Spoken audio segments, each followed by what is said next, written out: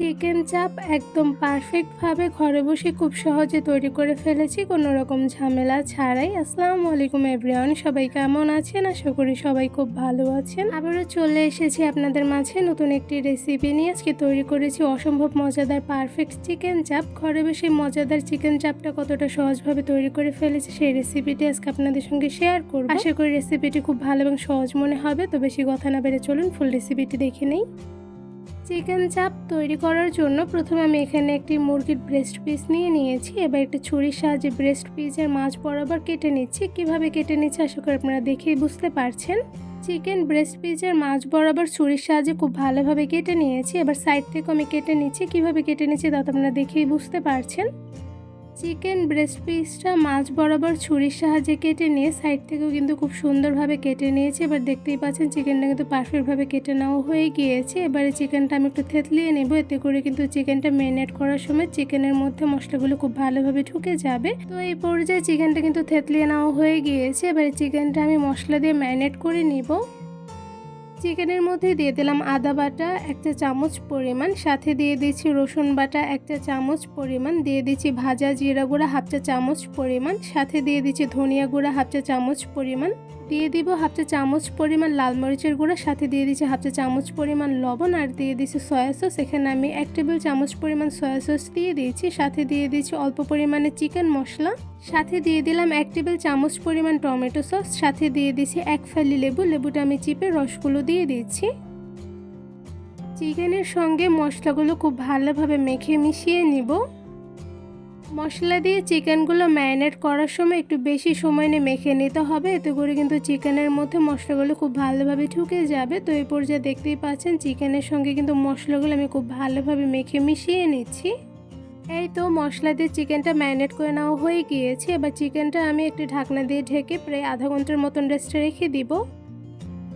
চিকেনগুলো মশলা দিয়ে ম্যারিনেট করে একটি সাইডে প্রায় 30 মিনিটের মতন ঢাকনা দিয়ে ঢেকে রেখে দিয়েছিলাম। তো এই পর্যায়ে কিন্তু আমার চিকেন চাপ তৈরি করার জন্য চিকেনটা একদমই রেডি। এবারে চিকেনগুলো আমি ময়দার মধ্যে কোট করে নেব। তো এই পর্যায়ে একটি প্লেটের মধ্যে আমি অল্প পরিমাণে ময়দা নিয়েছি চিকেনটা কোট করে নেওয়ার জন্য। এবার চিকেনের 2 সাইডে ময়দাগুলো খুব ভালোভাবে ভরিয়ে নেব। আপনার চাইলে কিন্তু এইখানে ময়দার পরিবর্তে বেসনও ব্যবহার করতে পারেন, এতেও কিন্তু খুব ভালোভাবে কোট করে নেওয়া হয়ে যাবে। তো এই পর্যায়ে দেখতেই পাচ্ছেন চিকেনের উপরে অল্প পরিমাণে ময়দা দিয়ে আমি খুব ভালোভাবে চিকেনগুলো কোট করে নিচ্ছি। ময়দার মধ্যে চিকেনটা খুব ভালোভাবে কোট করে নেওয়া হয়ে গিয়েছে। তো এই পর্যায়ে দেখতেই পাচ্ছেন কোট করে নেওয়া হয়ে গিয়েছে। এবারে চিকেনগুলো আমি ভেজে নিব। একটি প্যানের মধ্যে দিয়ে দিচ্ছি 1 টেবিল চামচ পরিমাণ বাটার, সাথে দিয়ে দিচ্ছি রান্নার সয়াবিন তেল 2 টেবিল চামচ পরিমাণ। এবার তেলের সঙ্গে বাটারগুলো খুব ভালোভাবে গলিয়ে নিব। চুলার আঁচ মিডিয়াম টু লোতে রেখে তেলের সঙ্গে বাটারগুলো একদম গলিয়ে নিয়েছি। এবার এর মধ্যে দিয়ে দিচ্ছি কোট করে রাখা চিকেন। এবার চিকেনটা আমি একদম মিডিয়াম টু লো আঁচে ভেজে নেব।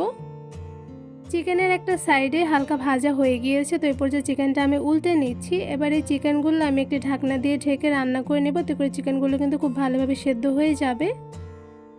চুলার আঁচ একদম মিডিয়াম টু লোতে রেখে ঢাকনা দিয়ে ঢেকে আমি চিকেনটা রান্না করে নিয়েছি। তো এই পর্যায়ে কিন্তু অনেকটা পরিমাণে সেদ্ধ হয়ে এসেছে। এই পর্যায়ে আমি চিকেনটা আবার একটু উল্টে নিচ্ছি যাতে কোনো প্রকার লেগে না যায়। এবার আমি সেমভাবে আবার ঢাকনা দিয়ে ঢেকে কিছুক্ষণ সময় নিয়ে চিকেনটা রান্না করে নেব। বেশ কিছুক্ষণ সময় নিয়ে চুলার আঁচ মিডিয়াম টু লোতে রেখে চিকেনটা আমি ঢেকে রান্না করে নিয়েছি। তো এরপর যে চিকেনটা কিন্তু একদম পারফেক্টভাবে সেদ্ধ হয়ে গিয়েছে। তো এরপর যে আমি ঢাকনা ছেড়ে চিকেনটা উল্টে পাল্টে কিছুক্ষণ সময় নিয়ে ভেজে নিব।